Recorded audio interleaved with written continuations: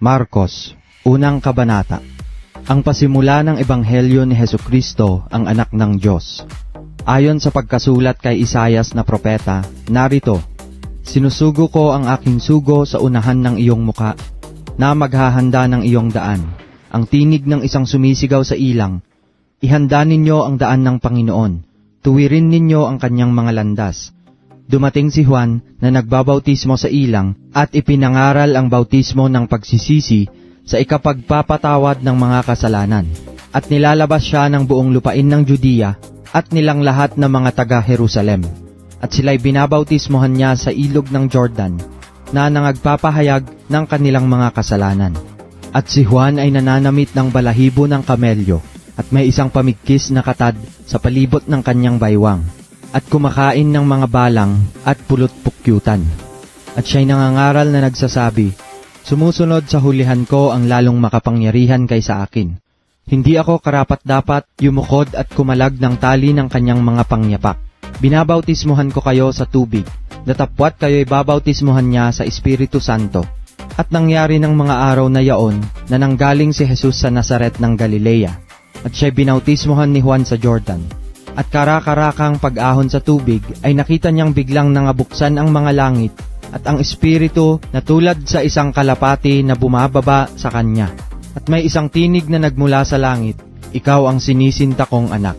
Sa'yo ako lubos na nalulugot. At pagdakay itinaboy siya ng Espiritu sa ilang. At siya'y nasa ilang na 40 araw na tinutokso ni Satanas at kasama siya ng mga ganit at pinaglingkuran siya ng mga anghel. Pagkatapos ngang madakip si Juan, ay napasa Galilea si Jesus na ipinangangaral ang Ebanghelyo ng Diyos at sinasabi, naganap na ang panahon at malapit na ang kaharian ng Diyos. Kayo'y mangagsisi at magsisampalataya sa Ebanghelyo. At pagdaraan sa tabi ng dagat ng Galilea, ay nakita niya si Simon at si Andres na kapatid ni Simon na naghahagis ng lambat sa dagat sapagkat sila'y mga mamamalakaya. At sinabi sa kanila ni Jesus, magsisunod kayo sa aking hulihan, at gagawin ko kayong mga mamamalakaya ng mga tao. At pagdakay iniwan nila ang mga lambat, at nagsisunod sa kanya. At paglakad sa dako paroon ng kaunti, ay nakita niya si Santiago na anak ni Zebedeo, at si Juan na kanyang kapatid, na sila rin naman ay nangasa daong, at hinahayuma ang mga lambat. At pagdakay kanyang tinawag sila, at kanilang iniwan sa daong ang kanilang amang si Zebedeo, na kasama ng mga aliping upahan, at nagsisunod sa kanya. At nagsipasok sila sa Kapernaum at pagdakay pumasok siya sa sinagoga ng araw ng Sabat at nagtuturo. At nangagtaka sila sa kanyang aral sapagkat sila'y tinuturoan niyang tulad sa may kapamahalaan at hindi gaya ng mga iskriba. At pagdakay may isang tao sa kanilang sinagoga na may isang karumal-dumal na espiritu at siya'y sumigaw na nagsasabi, anong pakialam namin sa iyo, Jesus, ikaw na Nazareno? Naparito ka baga upang kami puksain? Nakikilala kita kung sino ka, ang banal ng Diyos. At sinaway siya ni Jesus na nagsasabi, tumahimik ka at lumabas ka sa kanya. At ang karumal-dumal na espiritu, nang mapangatal niya siya at makapagsisigaw ng malakas na tinig, ay lumabas sa kanya. At silang lahat ay nangagtaka. Ano pat sila rin ay nangagtatanungan na sinasabi, ano kaya ito? Isang bagong aral yata. May kapamahalaang naguutos pati sa mga karumal-dumal na espiritu at siya'y tinataliman nila. At lumipa na pagdaka ang pagkabantog niya sa lahat ng dako sa buong palibot-libot ng lupain ng Galilea. At paglabas nila sa sinagoga, ay nagsipasok pagdaka sa bahay ni Simon at ni Andres, nakasama si Santiago at si Juan. Nakahigangang nilalagnat ang biyanang babae ni Simon. At pagdakay pinakiusapan nila siya tungkol sa kanya. At lumapit siya at tinangnan niya sa kamay at siya'y itinindig. At inibsan siya ng lagnat at siya'y naglingkod sa kanila. At nang kinagabihan paglubog ng araw ay kanilang dinala sa kanya ang lahat ng mga may sakit at ang mga inaalihan ng mga demonyo. At ang buong bayan ay nangagkatipon sa pintuan. At nagpagaling siya ng maraming may karamdaman ng sari-saring sakit. At nagpalabas ng maraming demonyo. At hindi tinulutang magsipagsalita ang mga demonyo sapagkat siya'y kanilang kilala. At nagbangon siya ng madaling araw, na malalim pa ang gabi, at lumabas at napasa isang dakong ilang at dooy nanalangin. At si Simon at ang kasamahan niya ay nagsisunod sa kanya. At siya'y nasumpungan nila at sinabi sa kanya, hinahanap ka ng lahat. At sinabi niya sa kanila, magsiparoon tayo sa ibang dako ng mga kalapit na bayan, upang ako'y makapangaral din naman doon, sapagkat sa ganitong dahilan ako'y naparito. At siya'y pumasok sa mga sinagoga nila sa buong Galilea, na nangangaral at nagpapalabas ng mga demonyo. At lumapit sa kanya ang isang ketongin, na namamanhik sa kanya at nanikluhod sa kanya, at sa kanya'y nagsasabi, kung ibig mo ay maaaring malinis mo ako. At sa pagkaawa ay iniunat niya ang kanyang kamay at siya'y hinipo, at sinabi sa kanya, ibig ko, luminis ka. At pagdakay nawalan siya ng ketong, at siya'y nalinis.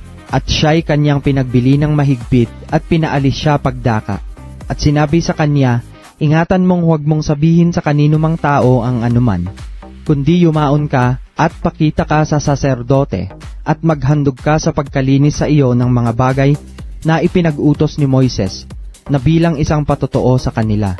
Datapwat siya'y umalis at pinasimulang ipamalitang mainam at ipahayag ang nangyari. Ano pat hindi na makapasok ng hayag si Jesus sa bayan, kundi dumuon sa labas sa mga dakong ilang, at pinagsasadya nila siya mula sa lahat ng panig.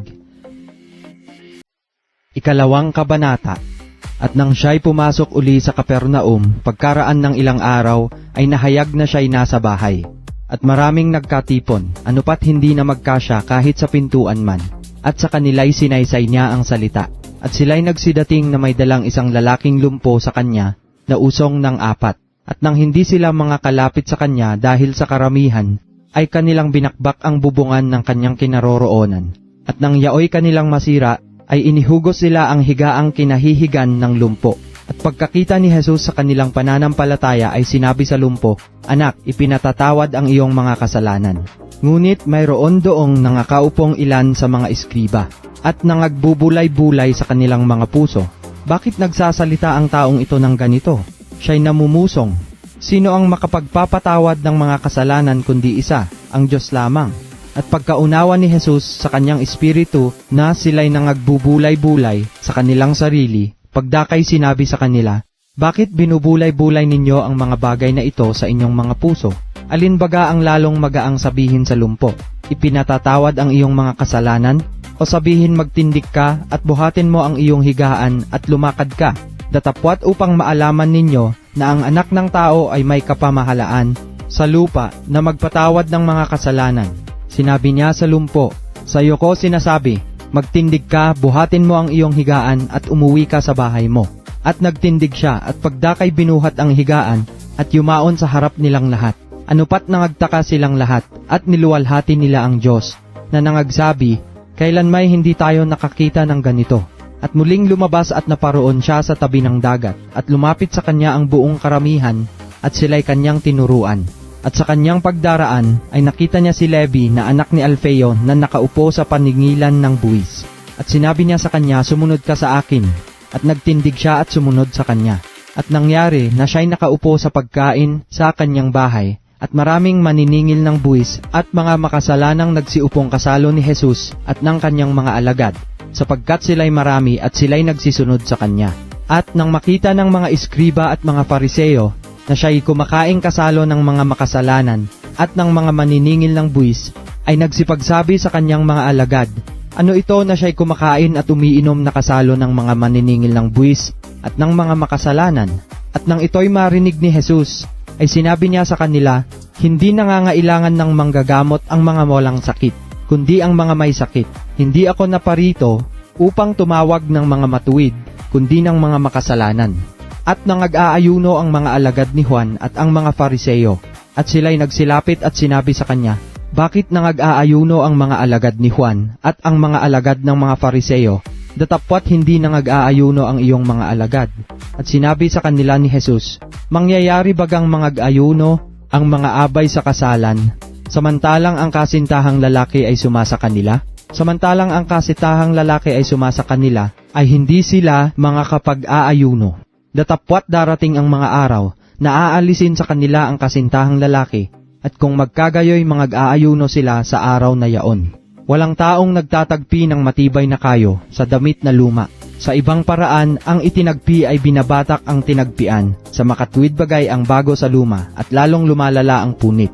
at walang taong nagsisilid ng bagong alak sa mga balat na luma. Sa ibang paraan ay pinupunit ng alak ang mga balat at nabububo ang alak at nasisira ang mga balat, kundi ang alak na bago ay isinisilid sa mga bagong balat. At nangyari na nagdaraan siya sa mga bukiran ng trigo ng araw ng Sabat, at ang mga alagad niya samantalang nagsisilakad ay nagpasimulang nagsikitil ng mga uhay. At sinabi sa kanya ng mga Fariseo, "Narito, bakit ginagawa nila sa araw ng Sabat ang hindi matuwid?" At sinabi niya sa kanila, "Kailanman bagay hindi ninyo nabasa ang ginawa ni David nang siya'y mga ilangan at magutom siya at ang kanyang mga kasamahan? Kung paanong pumasok siya sa bahay ng Diyos ng panahon ng dakilang saserdoteng si Abiatar at kumain siya ng tinapay na itinalaga na hindi matuwid kanin maliban na sa mga saserdote lamang, at binigyan pa rin niya ang kanyang mga kasamahan, at sinabi niya sa kanila, ginawa ang Sabat ng dahil sa tao, at di ang tao ng dahil sa Sabat. Kaya't ang anak ng tao ay Panginoon din naman ng Sabat." Ikatlong kabanata. At siya'y muling pumasok sa sinagoga, at dooy may isang lalaki na tuyo ang kanyang kamay. At siya'y inaabangan nila kung pagagalingin siya sa araw ng Sabat, upang siya'y maisakdal nila. At sinabi sa lalaking tuyo ang kamay, "Magtindig ka." At sinabi niya sa kanila, "Katuwiran baga ang gumawa ng magaling sa araw ng Sabat, o ang gumawa ng masama, magligtas ng isang buhay o pumatay?" Datapwat sila'y hindi nagsiimik. At nang siya'y lumingap sa kanila sa palibot-libot na may galit, sapagkat ikinalungkot niya ang katigasan ng kanilang puso, ay sinabi niya sa lalaki, "Iunat mo ang iyong kamay." At iniunat niya, at gumaling ang kanyang kamay. At nagsilabas ang mga Fariseo at pagdakay nakipagsanggunian sa mga Herodiano laban sa kanya, kung paanong siya'y maipapupuksa nila. At si Jesus, nakasama ng kanyang mga alagad, ay lumigpit sa dagat, at nagsisunod sa kanya ang lubhang karamihang taong mula sa Galilea, at mula sa Judea, at mula sa Jerusalem, at mula sa Idumea, at mula sa dakong ibayo ng Jordan, at sa palibot-libot ng Tiro at Sidon, na lubhang maraming tao. Nang mabalitaan ang lubhang mga dakilang bagay na kanyang ginagawa, ay nagsiparoon sa kanya. At sinabi niya sa kanyang mga alagad, na ihanda sa kanya ang isang maliit na daong, dahil sa karamihan, baka siya'y kanilang siksikin. Sapagkat siya'y nakapagpagaling sa marami, anupat sinisiksik siya ng lahat ng mga nasasalot upang siya'y mahipon nila. At ang mga karumal-dumal na espiritu, pagkakita sa kanya, ay nangagpatira pa sa kanyang harapan, at nangagsisigaw at nangagsasabi, "Ikaw ang anak ng Diyos." At ipinagbilin niya sa kanilang mahigpit na siya'y huwag nilang ihayag. At siya'y umahon sa bundok, at tinawag niya ang balang kanyang maibigan, at nagsilapit sila sa kanya. At naghalal siya ng 12 upang sila'y makisama sa kanya, at upang sila'y suguin niyang magsipangaral. At magkaroon ng kapamahalaang magpalayas ng mga demonyo. At si Simon ay kanyang pinamagatang Pedro, at si Santiago na anak ni Zebedeo, at si Juan na kapatid ni Santiago, at sila'y pinamagatan niyang Boanerges, nasa makatuwid bagay mga anak ng kulog, at si Andres at si Felipe at si Bartolome, at si Mateo at si Tomas at si Santiago na anak ni Alfeo, at si Tadeo at si Simon na ang Kananeo, at si Judas Iscariote na siya ring nagkanulo sa kanya. At pumasok siya sa isang bahay. At muling nagkatipon ang karamihan, anupat sila'y hindi man lamang makakain ng tinapay. At nang mabalitaan niyaon ng kanyang mga kaibigan, ay nagsilabas sila upang siya'y hulihin, sapagkat kanilang sinabi, "Sira ang kanyang bait." At sinabi ng mga iskriba na nagsibaba mula sa Jerusalem, nasa kanya si Beelzebub. At sa pamamagitan ng prinsipe ng mga demonyo, ay nagpapalabas siya ng mga demonyo. At sila'y kanyang pinalapit sa kanya, at sinabi sa kanila sa mga talinghaga, "Paanong mapalalabas ni Satanas si Satanas? At kung ang isang kaharian ay magkabahabahagi laban sa kanyang sarili, hindi mangyayaring makapanatili ang kaharian niyaon. At kung ang isang bahay ay magkabahabahagi laban sa kanyang sarili, ay hindi mangyayaring makapanatili ang bahay na yaon. At kung manghihimagsik si Satanas laban sa kanyang sarili at magkabahabahagi, hindi siya makapananatili, kundi magkakaroon ng isang wakas. Datapwat walang makapapasok sa bahay ng malakas na tao at samsamin ang kanyang mga pag-aari, malibang gapusin muna niya ang malakas na tao, at kung magkagayoy, masasamsam ang kanyang bahay. Katotohanang sinasabi ko sa inyo, ipatatawad ang lahat ng kanilang mga kasalanan sa mga anak ng mga tao, at ang mga kapusungan nila kailanmat sila'y mangagsasalita ng kapusungan. Datapwat sino mang magsalita ng kapusungan laban sa Espiritu Santo ay walang kapatawaran magpakailanman, kundi may kasalanan ng isang kasalanang walang hanggan. Sapagkat sinabi nila, siya'y may isang karumal-dumal na espiritu, at dumating nga ang kanyang ina at ang kanyang mga kapatid, at palibhasa'y nangakatayo sila sa labas, ay nangagpasugo sila sa kanya, na siya'y tinatawag. At nangakaupo ang isang karamihan sa palibot niya, at sinabi nila sa kanya, narito, nangasa labas ang iyong ina at ang iyong mga kapatid, na hinahanap ka. At sinagot niya sila at sinabi, sino ang aking ina at aking mga kapatid? At paglingap niya sa nangakaupo sa palibot niya, ay sinabi niya, narito, ang aking ina at ang aking mga kapatid. Sapagkat sino mang gumaganap ng kalooban ng Diyos, ito'y ang aking kapatid na lalaki, at aking kapatid na babae, at ina. Ika-4 na kabanata. At siya'y muling nagpasimulang magturo sa tabi ng dagat, at nagpipisan sa kanya ang lubhang maraming tao. Ano pat siya'y lumulan sa isang daong, at siya'y naupo sa dagat, at ang buong karamihan ay nasa lupa sa tabi ng dagat. At sila'y tinuruan niya ng maraming bagay sa mga talinghaga, at sinabi sa kanila sa kanyang pagtuturo, pakinggan ninyo, narito ang manghahasik ay yumaon upang maghasik. At nangyari sa kanyang paghahasik na ang ilang binhi ay nangahulog sa tabi ng daan, at nagsidating ang mga ibon at kinain ito. At ang mga iba'y nangahulog sa batuhan, na dooy walang maraming lupa, at pagdakay sumibol sapagkat hindi malalim ang lupa, at nang sumikat ang araw, ay nangainitan, at dahil sa walang ugat, ay nangatuyo. At ang mga iba'y nangahulog sa dawagan, at nagsilaki ang mga dawag, at ininis ang mga pananim, at ito'y hindi nangamunga. At ang mga iba'y nangahulog sa mabuting lupa, at nangamunga, na nagsitaas at nagsilago. At may namunga ng tig-30, at tig-60, at tig-100. At sinabi niya, ang may mga pakinig na ipakikinig ay makinig. At nang siya'y mag-isa na, ang nasa palibot niya na kasama ang 12, ay nangagtanong sa kanya tungkol sa mga talinghaga. At sinabi niya sa kanila, sa inyo ay ipinagkaloob ang makaalam ng hiwaga ng kaharian ng Diyos. Datapwat sa kanilang nangasa labas, ang lahat ng mga bagay ay ginagawa sa pamamagitan ng mga talinghaga, upang kung magsitingin sila ay mga kakita at huwag mamalas, at kung mga kinig sila ay mga karinig at huwag mga kaunawa, baka sakaling sila ay magbalik loob at patawarin sila. At sinabi niya sa kanila, hindi ba ninyo nalalaman ang talinghagang ito? At paanong malalaman ninyo ang lahat ng mga talinghaga? Ang manghahasik ay naghahasik ng salita, at ang mga ito'y yaong nangasa tabi ng daan, na doon nahahasik ang salita, at ng kanilang mapakinggan pagdakay pinaroroonan ni Satanas, at inaalis ang salita na inihasik sa kanila. At gayon din naman itong mga nahasik sa batuhan, na pagkarinig nila ng salita pagdakay nagsisitanggap na may galak, at hindi nangag-uugat sa kanilang sarili, kundi sangdaling tumatagal. Kaya't pagkakaroon ng kapighatian o ng mga pag-uusig dahil sa salita, pagdakay nangatisod sila. At ang mga iba'y yaong nangahasik sa dawagan, ang mga ito'y yaong nangakinig ng salita, at ang mga pagsusumakit na ukol sa sanglibutan, at ang daya ng mga kayamanan, at ang mga pita sa ibang mga bagay na nagsisipasok, ang nagsisiinis sa salita, at ito'y nagiging walang bunga. At yaon ang nangahasik sa mabuting lupa, na nangakikinig ng salita at tinatanggap ito, at namumunga ng tig-30 at tig-60 at tig-100. At sinabi niya sa kanila, dinadala baga ang ilaw upang ilagay sa ilalim ng takalan, o sa ilalim ng higaan, at hindi baga upang ilagay sa talagang lalagyan ng ilaw? Sapagkat walang anumang bagay na natatago, kundi upang mahayag, ni nalilihim, kundi yaoy upang mapasaliwanag. Kung ang sino man ay may mga pakinig na ipakikinig ay makinig. At sinabi niya sa kanila, ingatan ninyo kung ano ang inyong pinakikinggan. Sa panukat na inyong isinusukat, ay kayo'y susukatin at higit pa ang sa inyo'y ibibigay.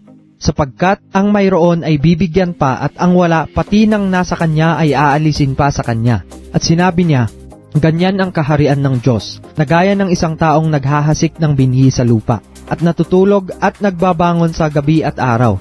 At sumisibol at lumalaki ang binhi na di niya nalalaman kung paano.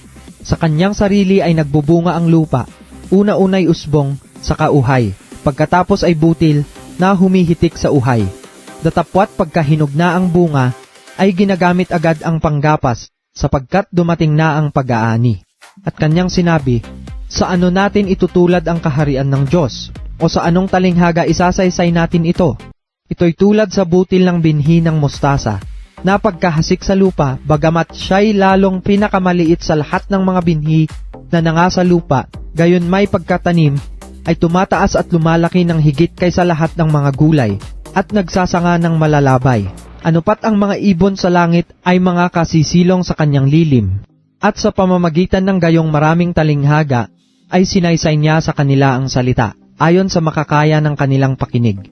At hindi sila kinakausap kundi sa talinghaga, datapwat sa kanyang sariling mga alagad, ay bukod na ipinaliliwanag ang lahat ng mga bagay. At ng araw ding yaon, ng gabi na, ay sinabi niya sa kanila, tumawid tayo sa kabilang ibayo. At pagkaiwan sa karamihan ay kanilang dinala siya sa daong, ayon sa kanyang kalagayan, at mayroon siyang kasamang ibang mga daong. At nagbangon ng isang malakas na bagyo, at sinasalpukan ang daong ng mga alon, na anupat ang daong ay halos natitigib, at siya'y natutulog sa hulihan sa ibabaw ng kutson. At siya'y ginising nila, at sinabi sa kanya, Guro, wala bagang anuman sayo na mapahamak tayo? At gumising siya at sinaway ang hangin at sinabi sa dagat, pumayapa, tumahimik ka. At humimpil ang hangin at humusay na totoo ang panahon. At sinabi niya sa kanila, bakit kayo nangatakot? Wala pa baga kayong pananampalataya? At sila'y nangatakot na lubha, at sila'y nangagsasabihan, sino nga ito, na pati ng hangin at ng dagat ay tumatalima sa kanya. 5 kabanata. At nagsidating sila sa kabilang ibayo ng dagat, sa lupain ng mga Gadareno. At paglunsad niya sa daong, pagdakay sinalubong siya na galing sa mga libingan ng isang lalaki na may isang karumal-dumal na espiritu, na tumatahan sa mga libingan, at sino may hindi siya magapos, kahit ng tanikala, sapagkat madalas na siya ginapos ng mga damal at mga tanikala, at pinagpatid-patid niya ang mga tanikala, at pinagbabali-bali ang mga damal, at walang taong may lakas na makasupil sa kanya.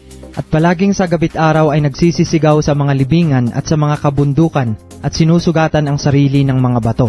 At pagkatanaw niya sa malayo kay Jesus ay tumakbo at siya'y kanyang sinamba.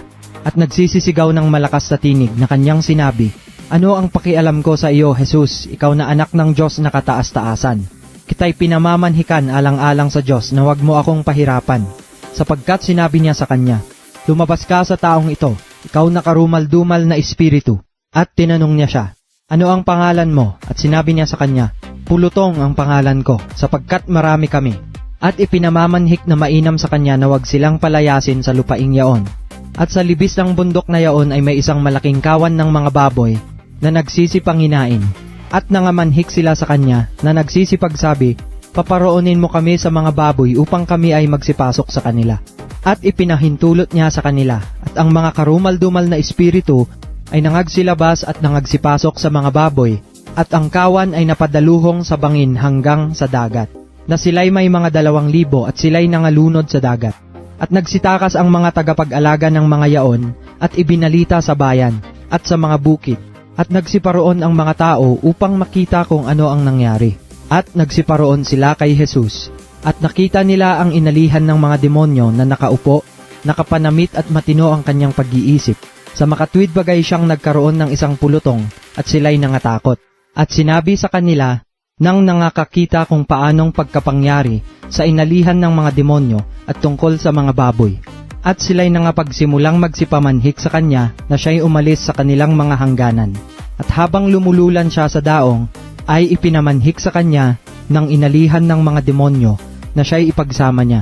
At hindi siya itinulot sa kanya, kundi sa kanya'y sinabi, umuwi ka sa iyong bahay, sa iyong mga kaibigan, at sabihin mo sa kanila kung gaano kadakilang mga bagay ang ginawa sa iyo ng Panginoon, at kung paanong kinaawaan kanya. At siya yumaon ng kanyang lakad, at nagpasimulang ihayag sa Decapolis kung gaanong kadakilang mga bagay ang sa kanya'y ginawa ni Jesus, at nangagtaka ang lahat ng mga tao. At nang si Jesus ay muling makatawid sa daong sa kabilang ibayo, ay nakipisan sa kanya ang lubhang maraming tao, at siya'y nasa tabi ng dagat. At lumapit ang isa sa mga pinuno sa sinagoga na nagngangalang Jairo, at pagkakita sa kanya ay nagpatira pa siya sa kanyang paanan. at ipinamamanhik na mainam sa kanya na sinasabi, "Ang aking munting anak na babae ay naghihingalo. Ipinamamanhik ko sa iyo na ikaw ay pumaroon at ipatong mo ang iyong mga kamay sa kanya upang siya'y gumaling at mabuhay." At siya'y sumama sa kanya at sinundan siya ng lubhang maraming tao at siya'y sinisiksik nila. At isang babae na may 12 taon nang inaagasan at siya'y napahirapan na ng maraming bagay ng mga manggagamot at nagugol na niya ang lahat niyang tinatangkilik at hindi gumaling ng kauntiman, kundi bagkus pang lumulubha siya. Napagkarinig niya ng mga bagay tungkol kay Jesus, ay lumapit siya sa karamihan, sa likuran niya, at hinipo ang kanyang damit, sapagkat sinasabi niya, "Kung mahipo ko man lamang ang kanyang damit ay gagaling ako." At pagdakay na ampat ang kanyang agas, kanyang naramdaman sa kanyang katawan na magaling na siya sa salot niya. At si Jesus, sa pagkatalastas niya agad sa kanyang sarili na may umalis na bisa sa kanya, ay pagdakay pumihit sa karamihan at nagsabi, "Sino ang humipo ng aking mga damit?" Sinabi sa kanya ng kanyang mga alagad, "Nakikita mong sinisiksik ka ng karamihan at sasabihin mo, sino ang humipo sa akin?" At lumingap siya sa palibot-libot upang makita siya na gumawa ng bagay na ito. Ngunit ang babae na natatakot at nangangatal, palibhasay nalalaman ang sa kanya'y nangyari, lumapit at nagpatira pa sa harap niya at sinabi sa kanya ang buong katotohanan. At sinabi niya sa kanya, "Anak, pinagaling ka ng pananampalataya mo. Yumaon kang payapa at gumaling ka sa salot mo." Samantalang nagsasalita pa siya, ay may nagsidating na galing sa bahay ng pinuno sa sinagoga, na nagsasabi, "Patay na ang anak mong babae. Bakit mo pa binabagabag ang guro?" Datapwat hindi pinansin ni Jesus ang kanilang sinasalita, at nagsabi sa pinuno ng sinagoga, "Huwag kang matakot, manampalataya ka lamang."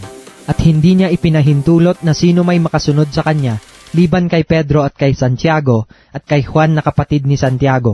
At nagsidating sila sa bahay ng pinuno sa sinagoga, at napanood niya ang pagkakagulo at ang nagsisitangis at nangagbubuntong hininga ng labis.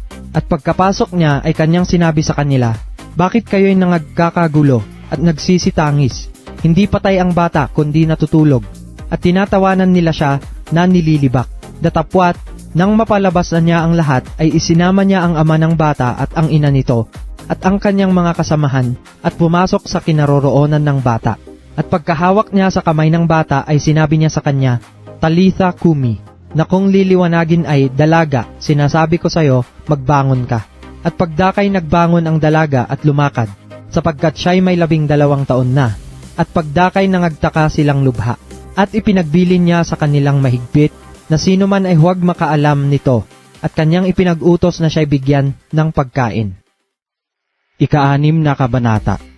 At umalis siya doon, at napasa kanyang sariling lupain, at nagsisunod sa kanya ang kanyang mga alagad. At nang dumating ang Sabat, ay nagpasimulang magturo siya sa sinagoga. At marami sa nangakakarinig sa kanya, ay nangagtataka na nangagsasabi, "Saan nagkaroon ang taong ito ng mga bagay na ito? At anong karunungan ito na sa kanya'y ibinigay, at anong kahulugan ng gayong mga makapangyarihang gawa na ginagawa ng kanyang mga kamay? Hindi baga ito ang anluwagi, ang anak ni Maria, at kapatid ni Santiago, at ni Jose, at ni Judas, at ni Simon? At hindi baga nangaririto sa atin ang kanyang mga kapatid na babae?" At siya'y kinatitisuran nila.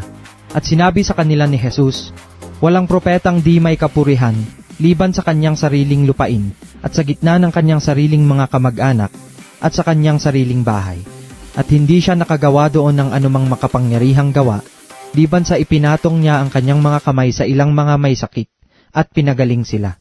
At nanggigilala siya sa kanilang di pananampalataya, at siya'y lumibot na nagtuturo sa mga nayong nasa paligid-ligid. At pinalapit niya sa kanya ang 12, at nagpasimulang sinugo sila na dala-dalawa. At binigyan niya sila ng kapamahalaan laban sa mga karumal-dumal na espiritu. At ipinagbilin niya sa kanila na huwag silang magsipagbaon ng anuman sa paglakad, kundi tungkod lamang, kahit tinapay, kahit supot ng ulam, kahit salapi sa kanilang supot. Datapwat gumamit ng mga sandalyas at huwag magsuot ng 2 tunika. At sinabi niya sa kanila, "Saan man kayo magsipasok sa isang bahay, mga tira kayo roon hanggang sa kayo'y magsialis doon. At sa alinmang dakong hindi kayo tanggapin at hindi kayo pakinggan, pag alis ninyo dooy ipagpag ninyo ang alabok na nasa ilalim ng inyong talampakan, bilang patotoo sa kanila. At sila'y nangagsialis at nagsipangaral na mangagsisi ang mga tao, at nangagpalabas ng maraming demonyo, at nangagpahid ng langis sa maraming may sakit, at pinagaling sila. At narinig ng Haring Herodes sapagkat nabantog na ang pangalan niya, at sinabi niya, si Juan na mangbabautismo ay nagbangon sa mga patay, at kaya sumasa kanya ang mga kapangyarihang ito. At sinabi ng mga iba, siya'y si Elias, at sinasabi ng mga iba, siya'y propeta, na gaya ng ibang mga propeta. Datapwat nang marinig ni Herodes ay sinabi, si Juan na aking pinugutan ng ulo, siya'y nagbangon. Sapagkat si Herodes din ang nagsugo sa mga kawal, at nagpahuli kay Juan, at nagpatanikala sa kanya sa bilangguan dahil kay Herodias, na asawa ni Filipo na kanyang kapatid, sapagkat nag-asawa siya sa kanya. Sapagkat sinabi ni Juan kay Herodes, hindi matuwid sa iyo na iyong ariin ang asawa ng iyong kapatid. At ipinagtanim siya ni Herodias, at hinahangad siyang patayin, at hindi niya magawa.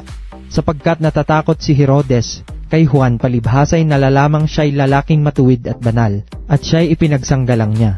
At kung siya'y pinakikinggan niya, ay natitilihan siyang mainam, at pinakikinggan niya siya na may galak. At, nang sumapit ang isang kaukulang araw, nakapanganakan niya, ay ipinaghanda ni Herodes ng isang hapunan ang kanyang mga maginoo, at mga mataas na kapitan at mga pangulong lalaki sa Galilea. At nang pumasok ang anak na babae ni Herodias ay sumayaw, at siya'y kinalugdan ni Herodes at ng mga kasalo niyang nakaupo sa dulang. At sinabi ng hari sa dalaga, hingin mo sa akin ang maibigan mo, at ibibigay ko sa iyo. At ipinanumpa niya sa kanya, ang anumang hingin mo sa akin ay ibibigay ko sa iyo, kahit ang kalahati ng aking kaharian. At lumabas siya at sinabi sa kanyang ina, ano ang aking hihingin? At sinabi niya, ang ulo ni Juan ang mangbabautismo.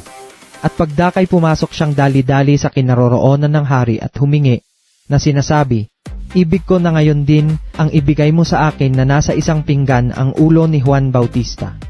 At namanglaw na lubha ang hari, datapwat dahil sa kanyang sumpa, at sa nangakaupo sa dulang ay hindi niya itinanggi. At pagdakay nagsugo ang hari sa isang kawal na kanyang bantay, at ipinag-utos na dalhin sa kanya ang ulo niya, at yumaon siya at pinugutan siya ng ulo sa bilangguan. At dinala ang kanyang ulo na nasa isang pinggan, at ibinigay sa dalaga, at ibinigay ng dalaga sa kanyang ina. At nang mabalitaan ng kanyang mga alagad, ay nagsiparoon sila at binuhat ang kanyang bangkay, at inilagay sa isang libingan. At ang mga apostol ay nangagpisan kay Jesus, at isinaysay nila sa kanya ang lahat ng mga bagay na kanilang ginawa, at ang lahat ng kanilang itinuro. At sinabi niya sa kanila, magsiparito kayo ng bukod sa isang dakong ilang, at mangagpahinga kayo ng kaunti, sapagkat marami ang nangagpaparoot parito, at sila'y hindi man lamang mangagkapanahon na magsikain. At nagsiayon silang nanga sa daong, at nangapa sa isang dakong ilang at bukod. At nangakita sila ng mga tao sa pag-alis at sila'y nangakilala ng marami, at parang nagsisitakbo na nagsiparoon doon mula sa lahat ng mga bayan, at naunang nagsirating pakay sa kanila.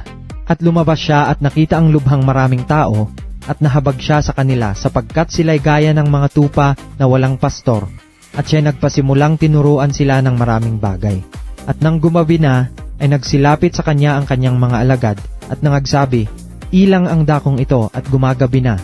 Payaunin mo sila upang sila'y magsiparoon sa mga bayan at mga nayon sa palibot-libot nito, at mangagsibili ng anumang makakain. Datapwat siya'y sumagot at sinabi sa kanila, bigyan ninyo sila ng makakain. At sinabi nila sa kanya, magsisiyaon ba kami at magsisibili ng 200 dinaryong tinapay at ipakakain namin sa kanila? At sinabi niya sa kanila, ilang tinapay mayroon kayo? Magsiparoon kayo at inyong tingnan. At nang mga alaman nila ay kanilang sinabi, 5 at 2 isda. At iniutos niya sa kanila na paupuin silang lahat na pulo-pulutong sa ibabaw ng damuhang sariwa. At sila'y nagsiupong hanay-hanay na tig 100 at tig 50. At kinuha niya ang 5 tinapay at ang 2 isda, at pagtingala sa langit ay kanyang pinagpala, at pinagputol-putol ang mga tinapay, at ibinigay niya sa mga alagad upang ihain nila sa kanila. At ipinamahagi niya sa kanilang lahat ang 2 isda. At nagsikain silang lahat at nangabusog. Kanilang pinulot ang mga pinagputol-putol, 12 bakol na puno ng tinapay at mga isda naman. At ang nagsikain ng mga tinapay ay 5,000 lalaki. At pagdakay pinalulan niya sa daong ang kanyang mga alagad at pinauna sa kanya sa kabilang ibayo, sa Bethsaida, samantalang pinayayaon niya ang karamihan. At pagkatapos na mapagpaalam niya sila, ay naparoon siya sa bundok upang manalangin. At nang dumating ang gabi, ang daong ay nasa gitna ng dagat at siya'y nag-iisa sa lupa. At pagkakita sa kanila na totoong nangalulumbay sa paggaod, sapagkat sinasalunga sila ng hangin at malapit na ang ikaapat na pagpupuyat sa gabi, ay naparoon siya sa kanila na lumalakad sa ibabaw ng dagat at ibig silang lagpasan. Datapwat sila nang makita nilang siya'y lumalakad sa ibabaw ng dagat, ay inakala nilang siya'y isang multo at nangagsisigaw, sapagkat nakita siya nilang lahat at nangagulumihanan. Datapwat pagdakay nagsalita siya sa kanila, at sa kanila'y sinabi, "Laksan ninyo ang inyong loob. Ako nga, huwag kayong mga takot." At pinanhik niya sila sa daong, at humimpil ang hangin, at sila'y nanganggilalas ng di kawasa sa kanilang sarili. Palibhasa hindi pa nila natatalastas yaong tungkol sa mga tinapay, dahil sa ang kanilang puso'y pinatigas. At nang mga katawid na sila, ay narating nila ang lupa ng Genezaret, at nagsisadsad sa daungan. At paglunsad nila sa daong, pagdakay nakilala siya ng mga tao. At nang malibot nilang nagtutumulin ang buong lupaing yaon, at nagpasimulang dalhin sa kanya ang mga may sakit, na nasa kanilang higaan, saan man nila marinig na naroon siya. At saan man siya pumasok sa mga nayon, o sa mga bayan o sa mga bukid, ay inilalagay nila sa mga liwasan ang mga may sakit, at ipinamamanhik sa kanya na ipahipo man lamang sa kanila ang laylayan ng kanyang damit, at ang lahat ng nagsihipo sa kanya ay pawang nagsigaling.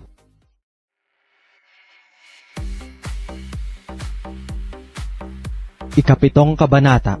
At nakisama sa kanila ang mga Fariseyo at ilan sa mga eskriba na nagsipanggaling sa Jerusalem, at kanilang nakakita ang ilan sa kanyang mga alagad na nagsisikain ng kanilang tinapay ng mga kamay na marurumi, sa makatwid bagay mga kamay na hindi hinugasan, sapagkat ang mga Fariseyo at ang lahat ng mga Hudyo ay hindi nagsisikain kundi muna mga hugas na maingat ng mga kamay, na pinanghahawakan ang mga salit-saling sabi ng matatanda. At kung nagsisipanggaling sila sa pamilihan, kung hindi muna mangaghugas, ay hindi sila nagsisikain. At may iba pang maraming bagay na kanilang minana upang ganapin, gaya ng mga paghuhugas ng mga inuman, at ng mga saro, at ng mga inumang tanso. At siya'y tinanong ng mga Fariseo at ng mga eskriba, "Bakit ang iyong mga alagad ay hindi nagsisilakad ng ayon sa salit-saling sabi ng matatanda, kundi nagsisikain sila ng kanilang tinapay, ng mga kamay na karumal-dumal?"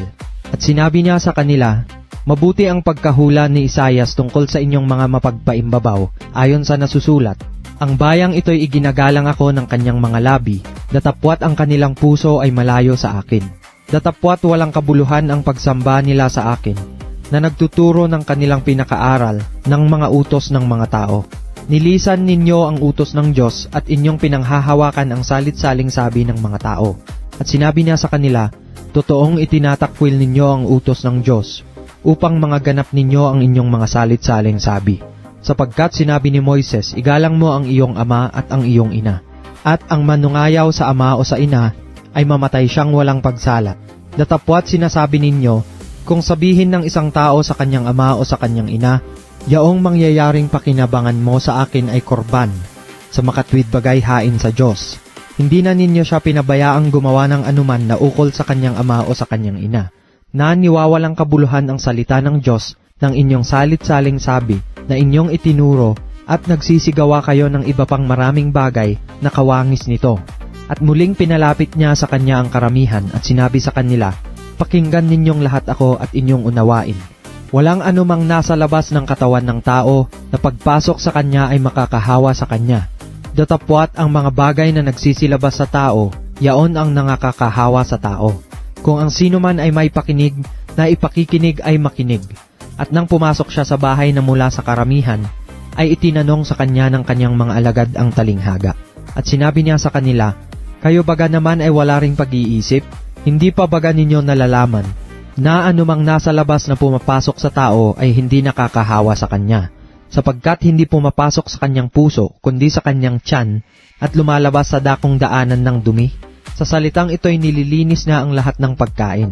At sinabi niya, "Ang lumalabas sa tao, yaon ang nakakahawa sa tao, sapagkat mula sa loob, mula sa puso ng mga tao, lumalabas ang masasamang pag-iisip, ang mga pakikiapid, ang mga pagnanakaw, ang mga pagpatay sa kapwa-tao, ang mga pangangalunya, ang mga kasakiman, ang mga kasamaan, ang pagdaraya, ang kalibugan, ang matang masama, ang kapusungan, ang kapalaluan, ang kamangmangan. Ang lahat ng masasamang bagay na ito ay sa loob nagsisipanggaling at nangakakahawa sa tao.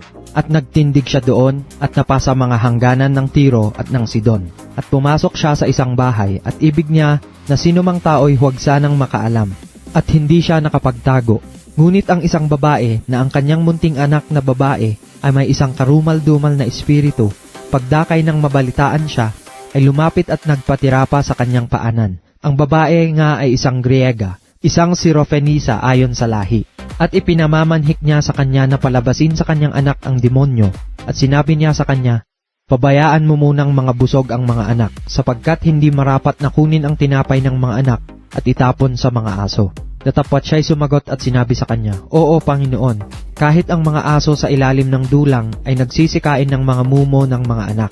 Sinabi niya sa kanya, "Dahil sa sabing ito, humayo ka, nakaalis na ang demonyo sa iyong anak." At umuwi siya sa kaniyang bahay, at naratnan ang anak na nakahiga sa higaan, at nakaalis na ang demonyo. At siya'y muling umalis sa mga hangganan ng Tiro at napasa Sidon hanggang sa dagat ng Galilea, na kanyang tinahak ang mga hangganan ng Decapolis. At dinala nila sa kanya ang isang bingi at utal, at ipinamanhik nila sa kanya na kanyang ipatong ang kanyang kamay sa kanya. At siya'y inihiwalay niya ng bukod sa karamihan, at isinuot ang kanyang mga daliri sa mga tenga niya. At siya'y lumura at hinipo ang kanyang dila, at pagkatingala sa langit ay siya'y nagbuntong hininga at sinabi sa kanya, "Ephata," sa makatwid bagay mabuksan. At nangabuksan ang kanyang mga pakinig at nakalag ang tali ng kanyang dila, at siya'y nakapagsalitang malinaw. At ipinagbilin niya sa kanila na kanino mang tao ay huwag nilang sabihin, ngunit kung kailan lalong ipinagbabawal niya sa kanila ay lalo namang kanilang ibinabantog. At sila'y nangagtataka ng di kawasa na nangagsasabi, mabuti ang pagkagawa niya sa lahat ng mga bagay. Kanyang binibigyang pakinig pati ng mga bingi at pinapagsasalita ang mga pipi. 8 kabanata. Nang mga araw na yaon, nang magkaroong muli ng maraming tao at wala silang mga kain, ay tinawag niya ang kanyang mga alagad at sinabi sa kanila, "Nahahabag ako sa karamihan, sapagkat 3 araw nang sila'y nangatira sa akin at walang mga kain. At kung sila'y pauwiin kong nangagugutom sa kanilang mga tahanan, ay magsisipang lupaypay sila sa daan, at nagsipang galing sa malayo ang ilan sa kanila." At nagsisagot sa kanya ang kanyang mga alagad, "Paanong mabubusog nino man ang mga taong ito ng tinapay dito sa isang ilang na dako?" At kanyang tinanong sila, "Ilang tinapay mayroon kayo?" At sinabi nila, 7. At iniutos niya sa karamihan na magsiupo sa lupa, at kinuha niya ang 7 tinapay, at pagkapagpasalamat ay pinagputol-putol niya, at ibinigay sa kanyang mga alagad, upang ihain sa kanila, at inihain nila sa karamihan. At mayroon silang ilang maliliit na isda, at nang mapagpala ang mga ito, ay ipinag-utos niya na ihain din naman ang mga ito sa kanila. At sila'y nagsikain at nangabusog, at kanilang pinulot ang lumabis sa mga pinagputol-putol na 7 bakol na puno. At sila'y may mga 4,000 at pinayaon niya sila. At pagdakay lumulan siya sa daong nakasama ang kanyang mga alagad, at napasa mga sakop ng dalmanuta. At nagsilabas ang mga Fariseo at nangagpasimulang makipagtalo sa kanya, na hinahanapan siya ng isang tandang mula sa langit, na tinutukso siya. At nagbuntong hininga siya ng malalim sa kanyang espiritu at nagsabi, "Bakit humahanap ng tanda ang lahing ito? Katotohanang sinasabi ko sa inyo, walang tandang ibibigay sa lahing ito." At sila'y iniwan niya at muling pagkalulan sa daong ay tumawid sa kabilang ibayo. At nangalimutan nilang magsipagdala ng tinapay at wala sila kundi isang tinapay sa daong. At ipinagbilin niya sa kanila na nagsabi, "Tingnan ninyo at mag-ingat kayo sa lebadura ng mga Pariseo at sa lebadura ni Herodes." At nangagkatuwiran sila rin, na nangagsasabi, "Wala tayong tinapay." At pagkahalata nito ni Jesus ay sinabi sa kanila, "Bakit nangagbubulay-bulay kayo sapagkat wala kayong tinapay? Hindi pa baga ninyo na paghahalata, ni napag-uunawa man? Nangagmatigas na baga ang inyong puso? Mayroon kayong mga mata, hindi baga kayo nangakakakita? At mayroon kayong mga tainga, hindi baga kayo nangakakarinig?" At hindi ba ninyo nangaaala-ala ng aking pagputol-putulin ang 5 tinapay sa 5,000 lalaki? Ilang bakol na puno ng mga pinagputol-putol ang inyong binuhat? Sinabi nila sa kanya, 12. At nang pagputol-putulin ang 7 tinapay sa 4,000, ilang bakol na puno ng mga pinagputol-putol ang binuhat ninyo? Sinabi nila sa kanya, 7. At sinabi niya sa kanila, hindi pa ba ninyo na pag-uunawa? At nagsidating sila sa Bethsaida at dinala nila sa kanya ang isang lalaking bulag at ipinamanhik sa kanya na siya'y hipuin. At hinawakan niya sa kamay ang lalaking bulag at dinala niya sa labas ng nayon. At nang maluraan ang kanyang mga mata at maipatong ang kanyang mga kamay sa kanya, ay kanyang tinanong siya, nakakakita ka baga ng anuman? At siya'y tumingala at nagsabi, nakakakita ako ng mga tao, sapagkat namamasdan ko silang tulad sa mga punong kahoy na nagsisilakad. Saka ipinatong na muli sa kanyang mga mata ang mga kamay niya, at siya'y tumitig at gumaling at nakita niyang maliwanag ang lahat ng mga bagay. At pinauwi niya siya sa kanyang tahanan na sinasabi, huwag kang pumasok kahit sa nayon. At pumaroon si Jesus at ang kanyang mga alagad sa mga nayon ng Cesarea ni Filipo, at sa daan ay itinanong niya sa kanyang mga alagad na sinabi sa kanila, ano baga ang sabi ng mga tao kung sino ako? At sinaysay nila sa kanya na sinasabi, si Juan Bautista, at ang mga iba si Elias, datapwat ang mga iba isa sa mga propeta. At tinanong niya sila, datapwat ano ang sabi ninyo kung sino ako? Sumagot si Pedro at nagsabi sa kanya, ikaw ang Kristo. At ipinagbilin niya sa kanila na huwag sabihin kanino man ang tungkol sa kanya. At siya'y nagpasimulang magturo sa kanila, na ang anak ng tao ay kinakailangang magbata na maraming mga bagay, at itakwil ng matatanda, at ng mga pangulong saserdote, at ng mga eskriba, at patayin, at pagkaraan ng 3 araw ay muling magbangon. At hayag na sinabi niya ang pananalitang ito. At isinama niya si Pedro at pinasimulang siya'y pagwikaan. Datapwat paglingap niya sa palibot at pagtingin sa kanyang mga alagad, ay pinagwikaan si Pedro at sinabi, lumagay ka sa likuran ko, Satanas, sapagkat hindi mo pinag-iisip ang mga bagay na ukol sa Diyos, kundi ang mga bagay na ukol sa mga tao. At pinalapit niya sa kanya ang karamihan pati ng kanyang mga alagad. At sa kanila'y sinabi, kung ang sino mang tao ay ibig sumunod sa akin, ay tumanggi sa kanyang sarili at pasanin ang kanyang krus at sumunod sa akin. Sapagkat ang sino mang mag-ibig iligtas ang kanyang buhay ay mawawalan nito. At ang sino mang mawalan ng kanyang buhay dahil sa akin at sa ebanghelyo ay maililigtas yaon. Sapagkat ano ang mapapakinabang ng tao na makamtan ang buong sanglibutan at mapapahamak ang kanyang buhay? Sapagkat anong ibibigay ng tao na katumbas sa kanyang buhay? Sapagkat ang sino mang magmakahiya sa akin at sa aking mga salita sa lahing ito na mapangalun niya at makasalanan, ay ikahihiya rin naman siya ng anak ng tao, pagparito niyang nasa kaluwalhatian ng kanyang ama na kasama ng mga banal na anghel. 9 na kabanata. At sinabi niya sa kanila, katotohanang sinasabi ko sa inyo, may ilan sa nangakatayong ito na hindi matitikman sa anumang paraan ang kamatayan, hanggang sa makita nila ang kaharian ng Diyos na dumarating na may kapangyarihan. At pagkaraan ng 6 na araw ay isinama ni Jesus si Pedro at si Santiago at si Juan, at sila'y dinalang bukod sa isang mataas na bundok, at siya'y nagbagong anyo sa harap nila. At ang kanyang mga damit ay nangagniningning na nagsiputing maigi, na anupat sino mang magpapaputi sa lupa ay hindi makapagpapaputi ng gayon. At dooy napakita sa kanila si Elias na kasama si Moises, at sila'y nakikipag-usap kay Jesus. At sumagot si Pedro at sinabi kay Jesus, Rabay, mabuti sa atin ang tayo'y dumito, at magsigawa kami ng 3 tabernakulo, isa ang sa iyo, at isa ang kay Moises, at isa ang kay Elias. Sapagkat hindi niya nalalaman kung ano ang isasagot, sapagkat sila'y lubhang nangatakot. At dumating ang isang alapaap na sa kanila'y lumilin, at may isang tinig na nanggaling sa alapaap. Ito ang sinisinta kong anak, siya ang inyong pakinggan. At karakarakay sa biglang paglingap nila sa palibot-libot, ay wala silang nakitang sino man kundi si Jesus lamang nakasama nila. At habang nagsisibaba sila sa bundok, ay pinagbilin niya sa kanila na sa kanino man ay huwag nilang sabihin ang kanilang nakita, maliban na pagka ang anak ng tao ay magbangong maguli sa mga patay.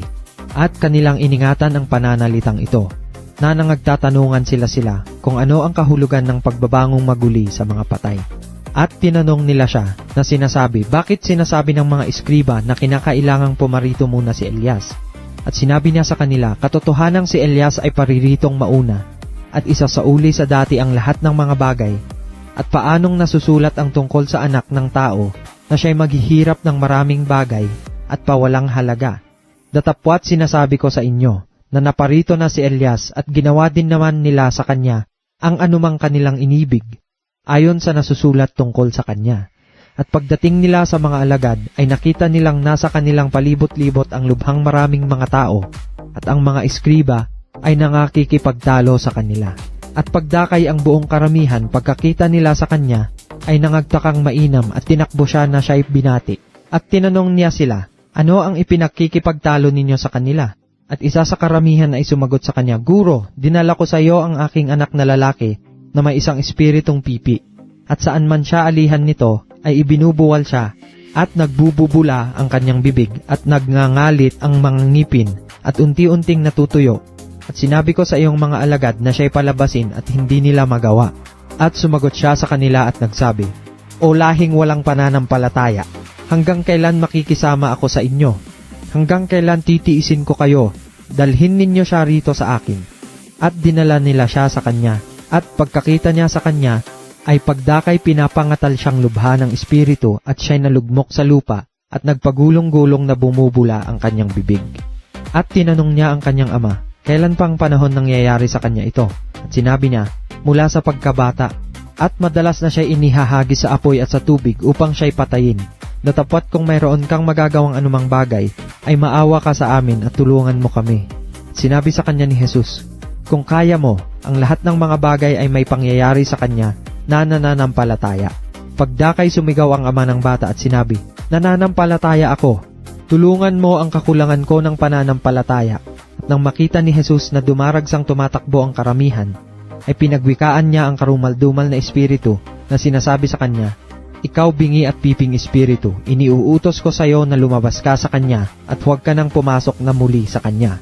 At nang makapagsisisigaw at nang siya'y mapangatal na mainam, ay lumabas siya at ang batay naging anyong patay, anupat marami ang nagsabi siya'y patay. Datapwat hinawakan siya ni Jesus sa kamay at siya'y ibinangon at siya'y nagtindig. At nang pumasok siya sa bahay ay tinanong siya ng lihim ng kanyang mga alagad, paano ito na siya'y hindi namin napalabas? At sinabi niya sa kanila, ang ganito ay hindi mapalalabas ng anuman maliban sa pamamagitan ng panalangin. At nagsialis sila roon at nangagdaan sa Galilea at ayaw siyang sino mang tao'y makaalam niyaon. Sapagkat tinuruan niya ang kanyang mga alagad at sa kanila'y sinabi, ibibigay ang anak ng tao sa mga kamay ng mga tao at siya'y papatayin nila. At pagkapatay sa kanya ay siyang magbabangong muli pagkaraan ng 3 araw. Ngunit hindi nila naunawa ang sabing ito at nangatakot silang magsipagtanong sa kanya. At sila'y nagsidating sa Kapernaum at nang siya'y nasa bahay na, ay tinanong niya sila, ano ang pinagkakatuwiranan ninyo sa daan? Datapwat hindi sila nagsiimik sapagkat sila ay nangagtatalo sa daan kung sino ang pinakadakila. At siya'y naupo at tinawag ang 12 at sa kanila'y sinabi niya, kung sino man ang ibig na maging una, ay siyang mahuhuli sa lahat at lingkod ng lahat. At kinuha niya ang isang maliit na bata at inilagay sa gitna nila at siya'y kanyang ikinalong, na sa kanila'y sinabi niya, ang sino mang tumanggap sa isa sa mga ganitong maliliit na bata, sa aking pangalan, ay ako ang tinatanggap. At ang sino mang tumanggap sa akin ay hindi ako ang tinatanggap, kundi yaong sa akin nagsugo. Sinabi sa kanya ni Juan, Guro, nakita namin ang isa na sa pangalan mo'y nagpapalabas ng mga demonyo at pinagbawalan namin siya sapagkat hindi sumusunod sa atin. Huwag ninyong pagbawalan siya sapagkat walang taong gumagawa ng makapangyarihang gawa sa pangalan ko na pagdakay makapagsasalita ng masama tungkol sa akin. Sapagkat ang hindi laban sa atin ay sumasa atin. Sapagkat ang sino mang magpainom sa inyo ng isang sarong tubig dahil kayo'y kay Kristo, katotohanang sinasabi ko sa inyo na hindi mawawala sa anumang paraan ang ganti sa kanya.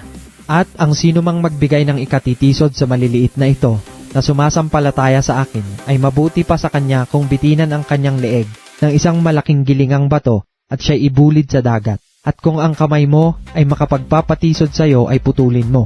Mabuti pa sa iyo ang pumasok sa buhay na pingkaw kaysa may 2 kamay kang mapasa impyerno sa apoy na hindi mapapatay, na dooy hindi namamatay ang kanilang uod at hindi namamatay ang apoy. At kung ang paamoy makapagpapatisod sa iyo ay putulin mo, mabuti pa sa iyo ang pumasok kang pilay sa buhay kaysa may 2 paa kang mabulid sa impyerno, na dooy hindi namamatay ang kanilang uod at hindi namamatay ang apoy. At kung ang mata mo'y makapagpapatisod sa'yo, ay dukutin mo. Mabuti pa sa'yo ang pumasok sa kaharian ng Diyos na may isang mata, kaysa may dalawang mata kang mabulid sa impyerno. Na dooy hindi namamatay ang kanilang uod at hindi namamatay ang apoy, sapagkat bawat isa'y aasnan sa pamamagitan ng apoy. Mabuti ang asin, datapwat kung tumabang ang asin, ay ano ang inyong ipagpapaalat? Taglayin ninyo sa inyong sarili ang asin at kayo'y magkaroon ng kapayapaan sa isa't isa.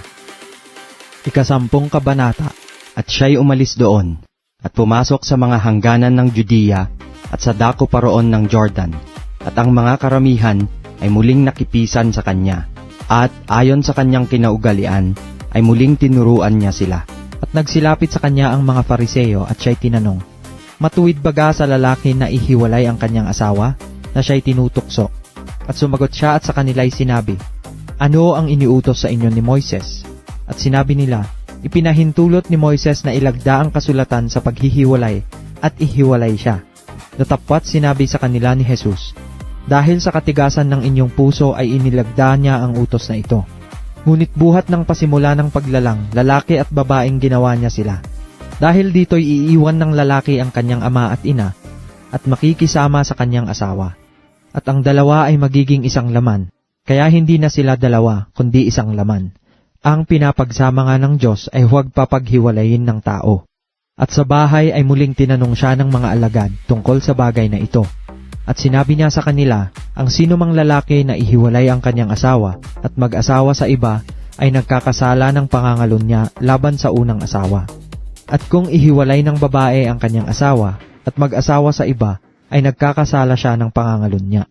At dinadala nila sa kanya ang maliliit na bata upang sila'y kanyang hipuin at sinaway sila ng mga alagad.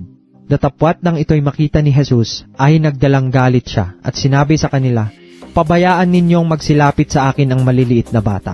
Huwag ninyo silang pagbawalan, sapagkat sa mga ganito nauukol ang kaharian ng Diyos. Katotohanang sinasabi ko sa inyo, ang sino mang hindi tumanggap ng kaharian ng Diyos na tulad sa isang maliit na bata ay hindi siya papasok doon sa anumang paraan. At kinalong niya sila at sila'y pinagpala na ipinapatong ang kanyang mga kamay sa kanila. At nang siya'y umalis na lumalakad sa daan ay may isang tumakbong lumapit sa kanya at lumuhod sa harap niya at siya'y tinanong, mabuting guro, ano ang gagawin ko upang ako'y magmana ng buhay na walang hanggan? At sinabi sa kanya ni Jesus, bakit tinatawag mo akong mabuti? Walang mabuti kundi isa lamang, ang Diyos. Nalalaman mo ang mga utos, huwag kang pumatay, huwag kang mangalunya, huwag kang magnakaw, huwag kang sumaksi sa di katotohanan, huwag kang magdaya, igalang mo ang iyong ama at ang iyong ina. At sinabi niya sa kanya, Guro, ang lahat ng mga bagay na ito ay aking ginanap mula sa aking kabataan. At pagtitig sa kanya ni Jesus ay giniliw siya at sinabi sa kanya, isang bagay ang kulang sa'yo, yumaon ka, ipagbili mo ang lahat mong tinatangkilik at ibigay mo sa dukha at magkakaroon ka ng kayamanan sa langit. At pumarito ka, sumunod ka sa akin. Datapwat siya'y nahapis sa sabing ito at siya'y yumaong namamanglaw, sapagkat siya'y isang may maraming mga pag-aari. At lumingap si Jesus sa palibot-libot at sinabi sa kanyang mga alagad, kay hirap na magsipasok sa kaharian ng Diyos ang mga may kayamanan. At nangagtaka ang mga alagad sa kanyang mga salita.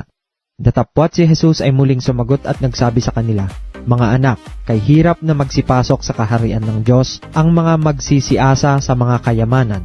Magaan pa sa isang kamelyo ang dumaan sa butas ng isang karayom kaysa isang mayaman ang pumasok sa kaharian ng Diyos.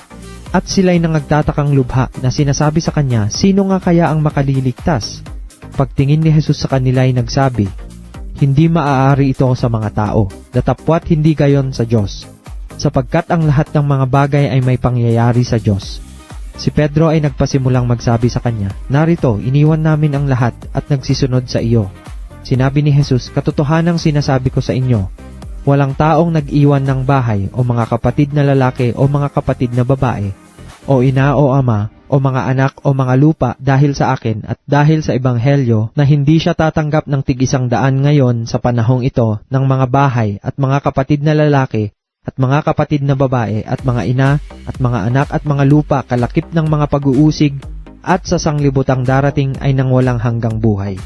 Datapwat maraming nangauuna ay mga huhuli at nangahuhuli na mga uuna. At sila'y nanga sa daan na nagsisiahon sa Jerusalem at nangunguna sa kanila si Jesus at sila'y nangagtaka at ang nangagsisisunod ay nangatakot. At muling kinuha niya ang 12 at nagpasimulang sinabi sa kanila ang mga bagay na sa kanya'y mangyayari. Na sinasabi, narito, nagsisiahon tayo sa Jerusalem at ibibigay ang anak ng tao sa mga pangulong saserdote at sa mga eskriba at siya'y kanilang hahatulang patayin at ibibigay siya sa mga hintil. At siya'y kanilang aalimurahin at siya'y luluraan at siya'y hahampasin at siya'y papatayin at pagkaraan ng 3 araw ay magbabangon siyang muli. At nagsilapit sa kanya si Santiago at si Juan na mga anak ni Zebedeo na sa kanya'y nagsisipagsabi, Guro, ibig naming iyong gawin sa amin ang anumang aming hingin sa iyo. At sinabi niya sa kanila, ano ang ibig ninyong sa inyo'y aking gawin? At sinabi niya sa kanila, ipagkaloob mo sa amin na mga kaupo kami, ang isa'y sa iyong kanan at ang isa'y sa iyong kaliwa, sa iyong kaluwalhatian. Datapwat sinabi sa kanila ni Jesus, hindi ninyo nalalaman ang inyong hinihingi. Mga kaiinom baga kayo sa sarong aking iinuman? O mga babautismohan sa bautismo na ibinautismo sa akin? At sinabi nila sa kanya, kaya namin. At sinabi sa kanila ni Jesus, ang sarong aking iinuman ay iinuman ninyo. At sa bautismo na ibinautismo sa akin ay babautismohan kayo. Datapwat ang maupo sa aking kanan o sa aking kaliwa ay hindi ako ang magbibigay. Datapwat yaon ay para sa kanila na mga pinaghahandaan. At nang marinig ito ng 10 ay nangagpasimula silang mga galit kay Santiago at kay Juan. At sila'y pinalapit ni Jesus sa kanya at sa kanila'y sinabi, nalalaman ninyo na yaong mga inaaring mga pinuno ng mga hentil ay nangapapa Panginoon sa kanila, at ang sa kanila'y mga dakila ay nagsisigamit ng kapamahalaan sa kanila. Datapwat sa inyo ay hindi gayon, kung ang sino mang ibig na dumakila sa inyo ay magiging lingkod ninyo, at ang sino man sa inyo ang mag-ibig manguna ay magiging alipin ng lahat. Sapagkat ang anak ng tao rin naman ay hindi na parito upang paglingkuran, kundi upang maglingkod at ibigay ang kanyang buhay na pangtubos sa marami. At nagsidating sila sa Jericho at habang nililisan niya ang Jericho, nakasama ng kanyang mga alagad at ng lubhang maraming mga tao, ang anak ni Timeo, si Bartimeo na isang pulubing bulag ay nakaupo sa tabi ng daan. At nang marinig niya na yaoy si Jesus na Nazareno, siya'y nagpasimulang magsisigaw at nagsabi, Jesus, ikaw na anak ni David, mahabag ka sa akin. At siya'y pinagwikaan ng marami upang siya'y tumahimik. Datapwat siya'y lalong sumisigaw, ikaw na anak ni David, mahabag ka sa akin. At tumigil si Jesus at sinabi, tawagin ninyo siya. At tinawag nila ang lalaking bulag na sinasabi sa kanya, laksan mo ang iyong loob, ikaw ay magtindig, tinatawag ka niya. At siya, pagkatapon ng kanyang balabal, ay nagmadaling tumindig at lumapit kay Jesus. At sumagot sa kanya si Jesus at sinabi, ano ang ibig mong gawin ko sayo? At sinabi ng lalaking bulag, Rabboni, natanggapin ang aking paningin. At sinabi sa kanya ni Jesus, humayo ka ng iyong lakad, pinagaling ka ng iyong pananampalataya. At pagdakay tinanggap niya ang kanyang paningin at siya'y sumunod sa kanya sa daan. 11 kabanata. At nang malapit na sila sa Jerusalem, sa Bethfage at sa Betanya, sa bundok ng mga Olibo ay sinugo niya ang 2 sa kanyang mga alagad. At sa kanila'y sinabi, magsiparoon kayo sa nayong nasa tapat ninyo. At pagkapasok ninyo roon, ay masusumpungan ninyo ang isang nakataling batang asno, na hindi pa nasasakyan ng sinumang tao. Inyong kalagin siya, at dalhin ninyo siya rito. At kung may magsabi sa inyo, bakit ninyo ginagawa ito? Sabihin ninyo, kinakailangan siya ng Panginoon, at pagdakay ipadadala niya siya rito. At sila'y nagsiyaon, at kanilang nasumpungan ang batang asno na nakatali sa pintuan sa labas ng lansangan at siya'y kanilang kinalag. At ilan sa nangakatayo roon ay nangagsabi sa kanila, ano ang ginagawa ninyo na inyong kinakalag ang batang asno? At sinabi nila sa kanila ayon sa sinabi ni Jesus, at pinabayaan nilang sila'y magsialis. At dinala nila ang batang asno kay Jesus, at inilagay nila sa ibabaw ng batang asno ang kanilang mga damit, at ito'y sinakyan ni Jesus. At marami ang nagsisipaglatag ng kanilang mga damit sa daan, at ang mga ibay ng mga sanga na kanilang pinutol sa mga parang. At ang nanga sa unahan at ang nagsisisunod ay nangagsisigawan, Hosana, mapalad ang pumaparito sa pangalan ng Panginoon. Mapalad ang kahariang pumaparito, ang kaharian ng ating amang si David. Hosana sa kataas-taasan. At pumasok siya sa Jerusalem sa templo at nang malingap niya sa palibot-libot ang lahat ng mga bagay, at palibhasay hapon na, ay pumaroon siya sa Betanya na kasama ang 12. At sa kinabukasan, pagkaalis nila sa Bitanya, ay nagutom siya. At pagkatanaw niya sa malayo ng isang puno ng igos na may mga dahon, ay lumapit siya, na baka sakaling makasumpong doon ng anuman. At nang siya'y malapit sa kanya, ay wala siyang nasumpungang anuman kundi mga dahon, sapagkat hindi panahon ng mga igos. At sumagot si Jesus at sinabi rito, "Sino mang tao'y hindi kakain ng iyong bunga mula ngayon at magpakailanman." At ito'y narinig ng kanyang mga alagad. At nagsidating sila sa Jerusalem. At pumasok siya sa templo, at nagpasimulang kanyang itinaboy ang nangagbibili at nagsisibili sa loob ng templo, at ginulo ang mga dulang na nangagpapalit ng salapi at ang mga upuan na nangagbibili ng mga kalapati. At hindi niya ipinahintulot na sino man ay magdala ng anumang sisidlan sa templo. At siya'y nagturo at sinabi sa kanila, "Hindi baga nasusulat, ang aking bahay ay tatawaging bahay panalanginan ng lahat ng mga bansa? Datapwat ginawa ninyong yungib ng mga tulisan." At yaoy narinig ng mga pangulong saserdote at ng mga eskriba, at pinagsisikapan kung paanong siya'y kanilang maipapapuksa, sapagkat nangatatakot sila sa kanya, dahil sa buong karamihan ay nanggigilalas sa kanyang aral. At gabi-gabi lumalabas siya sa bayan. At sa pagdaraan nila pagkaumaga, ay nakita nila na ang puno ng igos ay tuyo na mula sa mga ugat. At sa pagkaalaala ni Pedro ay sinabi sa kanya, "Rabay, narito ang sinumpa mong puno ng igos ay natuyo." At pagsagot ni Jesus ay sinabi sa kanila, "Magkaroon kayo ng pananampalataya sa Diyos. Katotohanang sinasabi ko sa inyo, ang sino mang magsabi sa bundok na ito, mapataas ka at mapasugba ka sa dagat, at hindi mag-alinlangan sa kanyang puso, kundi manampalataya na mangyayari ang sinabi niya, ay kakamtin niya yaon. Kaya nga sinasabi ko sa inyo, ang lahat ng mga bagay na inyong idinadalangin at hinihingi, ay magsisampalataya kayo na inyong tinanggap na at inyong kakamtin. At kailanman kayo'y nangakatayong nagsisipanalangin, mangagpatawad kayo kung mayroon kayong anumang laban sa kanino man, upang ang inyong Ama naman na nasa langit ay patawarin kayo ng inyong mga kasalanan. Datapwat kung hindi kayo magpapatawad, hindi rin kayo patatawarin sa inyong mga kasalanan ng inyong Ama na nasa mga langit." At sila'y nagsiparoong muli sa Jerusalem, at samantalang lumalakad siya sa templo, ay nagsilapit sa kanya ang mga pangulong saserdote, at ang mga eskriba at ang matatanda. At sinabi nila sa kanya, "Sa anong kapamahalaan ginagawa mo ang mga bagay na ito? O sino ang sayo'y nagbigay ng kapamahalaang ito upang gawin mo ang mga bagay na ito?" At sa kanila'y sinabi ni Jesus, "Tatanungin ko kayo ng isang tanong, at sagutin ninyo ako. At aking sasabihin sa inyo kung sa anong kapamahalaan ginagawa ko ang mga bagay na ito. Ang bautismo ni Juan ay mula baga sa langit o sa mga tao? Sagutin ninyo ako." At kanilang pinagkatuwiranan sa kanilang sarili na sinasabi, "Kung sabihin natin mula sa langit ay sasabihin niya, bakit nga hindi ninyo siya pinaniniwalaan? Datapwat kung sabihin natin mula sa mga tao, ay nangatatakot sila sa bayan, sapagkat kinikilala ng lahat na si Juan ay tunay na propeta." At sila'y nagsisagot kay Jesus at nagsipagsabi, "Hindi namin nalalaman." At sinabi ni Jesus sa kanila, "Hindi ko rin sasabihin sa inyo kung sa anong kapamahalaan ginagawa ko ang mga bagay na ito." 12 kabanata. At nagpasimulang pinagsalitaan niya sila sa mga talinghaga. Nagtanim ang isang tao ng isang ubasan, at binakuran ng mga buhay na punong kahoy, at humukay roon ng isang pisaan ng ubas, at nagtayo ng isang bantayan, at ipinagkatiwala yaon sa mga magsasaka, at napasa ibang lupain.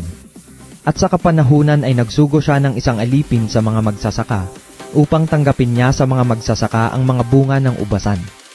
At hinawakan nila siya at hinampas siya, at siya'y pinauwing walang dala. At siya'y muling nagsugo sa kanila ng ibang alipin, at ito'y kanilang sinugatan sa ulo, at dinuwahagi. At nagsugo siya ng iba, at ito'y kanilang pinatay, at ang iba pang marami, na hinampas ang iba, at ang iba'y pinatay. Mayroon pa siyang isang sinisintang anak na lalaki. Ito'y sinugo niyang kahuli-hulihan sa kanila, na sinasabi, "Igagalang nila ang aking anak." Datapwat ang mga magsasakang yaon, ay nangagsang usapan, "Ito ang tagapagmana, hali kayo, atin siyang patayin at magiging atin ang mana."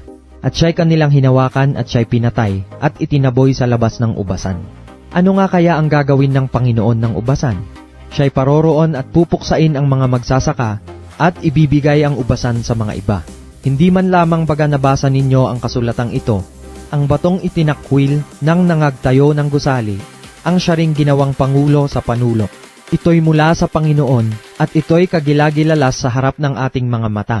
At pinagsikapan nilang hulihin siya, at sila'y natakot sa karamihan sapagkat kanilang napaghalata na kanyang sinalita ang talinghaga laban sa kanila. At siya'y iniwan nila at nagsialis. At kanilang sinugo sa kanya ang ilan sa mga Fariseo at sa mga Herodiano upang siya'y mahuli nila sa pananalita. At nang sila'y magsilapit ay kanilang sinabi sa kanya, "Guro, nalalaman namin na ikaw ay totoo, at hindi ka nangingimi kanino man, sapagkat hindi ka nagtatangi ng mga tao, kundi itinuturo mong may katotohanan ang daan ng Diyos. Matuwid bagang bumuwis kay Cesar o hindi? Bubuwis baga kami o hindi kami bubuwis?" Datapwat siya na nakatataho ng kanilang pagpapaimbabaw ay nagsabi sa kanila, "Bakit ninyo ako tinutukso? Magdala kayo rito sa akin ng 1 denaryo upang aking makita." At dinalhan nila, at sinabi niya sa kanila, "Kanino ang larawang ito at ang nasusulat?" At sinabi nila sa kanya, "Kay Cesar." At sinabi sa kanila ni Jesus, "Ibigay ninyo kay Cesar ang sa kay Cesar, at sa Diyos ang sa Diyos." At sila'y nanggilalas na mainam sa kanya. At nagsilapit sa kanya ang mga Saduceo na nangagsasabi na walang pagkabuhay na mag-uli.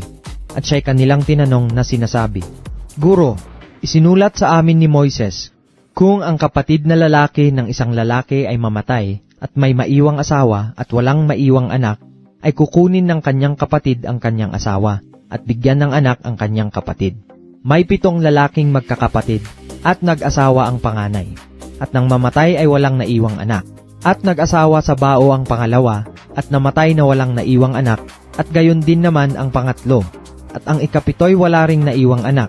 Sa kahuli-hulihan ng lahat ay namatay naman ang babae. Sa pagkabuhay na mag-uli, sino sa kanila ang magiging asawa ng babae? Sapagkat siya'y naging asawa ng 7.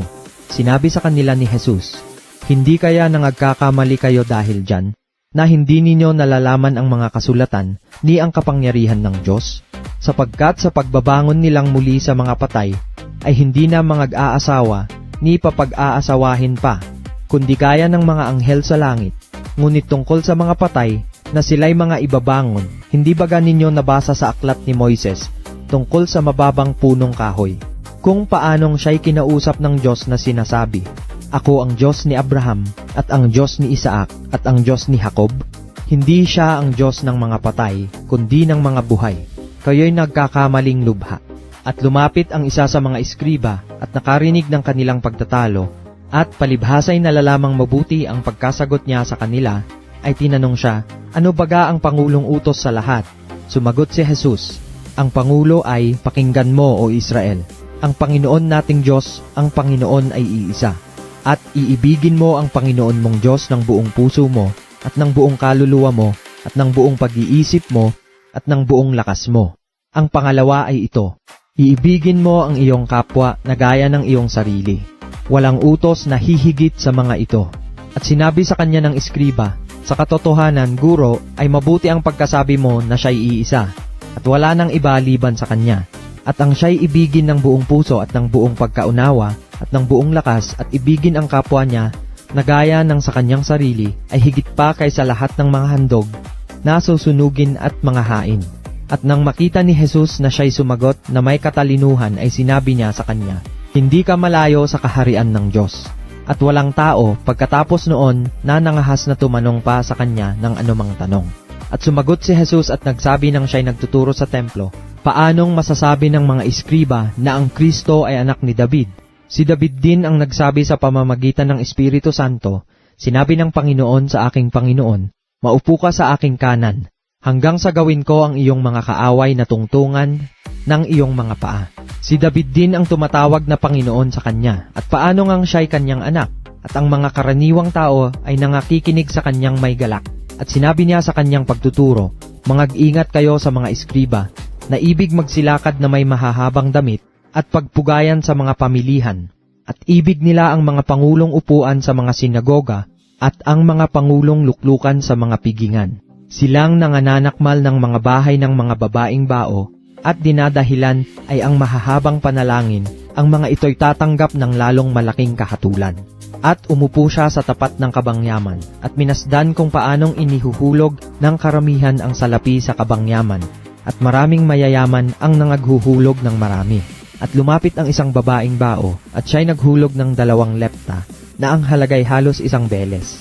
At pinalapit niya sa kanya ang kanyang mga alagad at sinabi sa kanila, "Katotohanang sinasabi ko sa inyo, ang dukhang baong babaeng ito ay naghulog ng higit kaysa lahat ng nangaghuhulog sa kabangyaman. Sapagkat silang lahat ay nagsipaghulog nang sa kanila'y labis. Datapwat siya sa kanyang kasalatan ay inihulog ang buong nasa kanya. Sa makatuwid bagay ang buong kanyang ikabubuhay." 13 kabanata. At paglabas niya sa templo ay sinabi sa kanya ng isa sa kanyang mga alagad, "Guro, masdan mo, pagkaiinam ng mga bato at pagkaiinam ng mga gusali." At sinabi ni Jesus sa kanya, "Nakikita mo baga ang malalaking gusaling ito? Walang matitira ditong isang bato sa ibabaw ng kapwa bato na di ibabagsak." At samantalang siya'y nakaupo sa bundok ng mga olibo sa tapat ng templo, ay tinanong siya ng lihim ni Pedro at ni Santiago at ni Juan at ni Andres, "Sabihin mo sa amin, kailan mangyayari ang mga bagay na ito? At ano ang magiging tanda pagka malapit nang maganap ang lahat ng mga bagay na ito?" At si Jesus ay nagpasimulang magsabi sa kanila, "Mag-ingat kayo na huwag kayong paligaw kanino mang tao. Maraming paririto sa aking pangalan na magsisipagsabi ako ang Kristo at maliligaw ang marami. At kung mga karinig kayo ng mga digma at ng mga alingawngaw ng mga digma, ay huwag kayong mga gulumihanan. Ang mga bagay na ito'y dapat na mangyari. Datapwat hindi pa ang wakas. Sapagkat magtitindig ang bansa laban sa bansa at ang kaharian laban sa kaharian.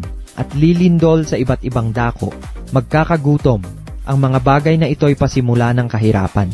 Datapwat mag-ingat kayo sa inyong sarili, sapagkat kayo'y ibibigay nila sa mga Sanhedrin, at kayo'y hahampasin sa mga sinagoga, at kayo'y magsisitindig sa harap ng mga gobernador at ng mga hari dahil sa akin, na bilang patotoo sa kanila. At sa lahat ng mga bansa ay kinakailangan munang maipangaral ang ebanghelyo. At pagka kayo'y dinala sa harap ng mga kapulungan, at kayo'y ibigay, ay huwag kayong mga balisa kung ano ang inyong sasabihin. Datapwat ang ipagkaloob sa inyo sa oras na yaon, ay siya ninyong sabihin, sapagkat hindi kayo ang magsasalita, kundi ang Espiritu Santo. At ibibigay ng kapatid sa kamatayan ang kapatid, at ng ama ang kanyang anak. At magsisipaghimagsik ang mga anak laban sa mga magulang, at sila'y ipapapatay. At kayo'y kapupuotan ng lahat ng mga tao dahil sa aking pangalan. Datapwat ang magtitiis hanggang sa wakas ay siyang maliligtas. Ngunit pagkakita ninyo ng kasuklam-suklam na paninira na nakatayo doon sa hindi dapat niyang kalagyan, unawain ng bumabasa. Kung magkagayoy magsitakas sa mga bundok ang nasa Judea, at ang nasa bubungan ay huwag bumaba, ni pumasok upang maglabas ng anuman sa kanyang bahay. At ang nasa bukid ay huwag magbalik upang kumuha ng kanyang balabal. Datapwat sa aba ng nangagdadalang tao at ng nangagpapasuso sa mga araw na yaon, at magsipanalangin kayo na ito'y huwag mangyari sa panahong tagginaw, sapagkat ang mga araw na yaon ay magiging kapighatian, na ang gayoy di pa nangyayari buhat sa pasimula ng paglalang na nilikha ng Diyos hanggang ngayon, at ni hindi na mangyayari kailanman. At malibang paikliin ng Panginoon ang mga araw, ay walang laman na makaliligtas, datapwat dahil sa mga hirang na kanyang hinirang, ay pinaikli niya ang mga araw. At kung magkagayon, kung may magsabi sa inyong sino mang tao, narito ang Kristo, o nariyan, huwag ninyong paniwalaan. Sapagkat may magsisilitaw na mga bulaang Kristo at mga bulaang propeta, at magpapakita ng mga tanda at mga kababalaghan, upang mailigaw nila kung mangyayari ang mga hirang. Datapwat mag-ingat kayo, narito, ipinagpauna ko ng sinabi sa inyo ang lahat ng mga bagay. Ngunit sa mga araw na yaon, pagkatapos ng kapighatiang yaon, ay magdidilim ang araw at ang buwan ay hindi magbibigay ng kanyang liwanag. At mga lalaglag ang mga bituin mula sa langit, at magsisipangatal ang mga kapangyarihan sa mga langit. At kung magkagayoy makikita nila ang anak ng tao, na napariritong nasa mga alapaap na may dakilang kapangyarihan at kaluwalhatian. At kung magkagayoy susuguin niya ang mga anghel, at titipunin ang kanyang mga hinirang mula sa 4 na hangin, mula sa wakas ng lupa hanggang sa dulo ng langit. Sa puno nga ng igos ay pag-aralan ninyo ang kanyang talinghaga. Pagka nananariwa ang kanyang sanga at sumusupling ang mga dahon, ay nalalaman ninyo na malapit na ang tag-araw. Gayon din naman kayo, pagka nakakita ninyong nangyari ang mga bagay na ito, ay talastasin ninyo na siya'y malapit na. Sa mga pintuan nga, katotohanang sinasabi ko sa inyo, hindi lilipas ang lahing ito hanggang sa mga ganap ang lahat ng mga bagay na ito. Ang langit at ang lupa ay lilipas, datapwat ang aking mga salita ay hindi lilipas. Ngunit tungkol sa araw o oras na iyon ay walang nakakaalam. Kahit ang mga anghel sa langit, kahit ang anak, kundi ang Ama. Kayo'y mangag-ingat, mangagpuyat at magsipanalangin, sapagkat hindi ninyo nalalaman kung kailan kaya ang panahon. Gaya ng isang tao na nanirahan sa ibang lupain, na pagkaiwan ng kanyang bahay at pagkabigay ng kapamahalaan sa kanyang mga alipin, sa bawat isa'y ang kanyang gawain, ay nag-utos din naman sa bantay pinto na magpuyat. Mangagpuyat nga kayo, sapagkat hindi ninyo nalalaman kung kailan paririto ang Panginoon ng bahay, kung sa hapon o sa hating gabi o sa pagtilaok ng manok o sa umaga. Baka kung biglang pumarito ay kayo'y mga ratnang nangatutulog. At ang sinabi ko sa inyo ay sinasabi ko sa lahat, mangagpuyat kayo. 14 na kabanata. Pagkaraan nga ng 2 araw ay kapistahan ng Paskwa at ng mga tinapay na walang lebadura. At pinagsisikapan ng mga pangulong saserdote at ng mga eskriba kung paanong siya'y huhulihin sa pamamagitan ng daya at siya'y maipapatay. Sapagkat sinasabi nila, huwag sa kapistahan baka magkagulo ang bayan. At samantalang siya'y nasa Betanya sa bahay ni Simon na kitongin, samantalang siya'y nakaupo sa pagkain ay dumating ang isang babae na may dalang isang sisidlang alabastro na puno ng unggwentong nardo na totoong mahalaga, at binasag niya ang sisidlan at ibinuhos sa kanyang ulo. Datapwat may ilan na nangagalit sa kanilang sarili na nagsipagsabi, ano ang layon ng pag-aaksayang ito ng unggwento? Sapagkat ang unggwentong ito'y maipagbibili ng mahigit sa 300 denaryo at maibibigay sa mga dukha, at inupasalaan nila ang babae. Datapwat sinabi ni Jesus, pabayaan ninyo siya. Bakit ninyo siya binabagabag? Mabuting gawa ang ginawa niya sa akin. Sapagkat laging nasa inyo ang mga dukha, at kung kailanman ibigin ninyo, ay mangyayaring magawan ninyo sila ng magaling. Datapwat ako'y hindi laging nasa inyo. Ginawa niya ang kanyang nakaya, nagpauna na siya na pahiran ang katawan ko sa paglilibing sa akin. At katotohanang sinasabi ko sa inyo, saan man ipangaral ang ebanghelyo sa buong sanglibutan, ay sasaysayin din ang ginawa ng babaeng ito sa pag-aalaala sa kanya. At si Judas Iscariote, na isa sa 12, ay naparoon sa mga pangulong saserdote upang maipagkanulo niya siya sa kanila. At sila, pagkarinig nila nito, ay nangatuwa at nagsipangakong siya'y bibigyan ng salapi. At pinagsikapan niya kung paanong siya ay kanyang maipagkakanulo sa kapanahunan. Nang unang araw ng mga tinapay na walang lebadura, nang kanilang inihahain ang kordero ng Paskwa, ay sinabi sa kanya ng kanyang mga alagad, saan mo ibig kaming magsiparoon at ipaghanda ka upang makakain ng kordero ng Paskwa? At sinugo ang 2 sa kanyang mga alagad at sa kanila'y sinabi, magsiparoon kayo sa bayan. At dooy masasalubong ninyo ang isang lalaki na may dalang isang bangang tubig, sundan ninyo siya. At saan man siya pumasok ay sabihin ninyo sa puno ng sangbahayan, sinasabi ng guro, saan naroon ang aking tuluyan, na makakanan ko ng kordero ng Paskwa na kasalo ng aking mga alagad. At ituturo niya sa inyo ang isang malaking silid sa itaas na nagagayakan at handa na, at ipaghanda ninyo roon tayo. At nagsiyaon ang mga alagad at nagsipasok sa bayan, at nasumpungan ang ayon sa sinabi niya sa kanila, at inihanda nila ang kordero ng Paskwa. At nang gumabi na ay naparoon siyang kasama ang 12. At samantalang sila'y nangakaupo na at nagsisikain ay sinabi ni Jesus, katotohanang sinasabi ko sa inyo, ang isa sa inyo na kasalo kong kumakain ay ipagkakanulo ako. Sila'y nagpasimulang nangamanglaw at isa-isang nagsabi sa kanya, ako baga? At sinabi niya sa kanila, isa nga sa 12, yaong sumabay sa aking sumausaw sa pinggan, sapagkat papanaw ang anak ng tao, ayon sa nasusulat tungkol sa kanya. Datapwat sa aba niyaong taong nagkakanulo sa anak ng tao, mabuti pa sa taong yaon ang hindi na siya ipinanganak.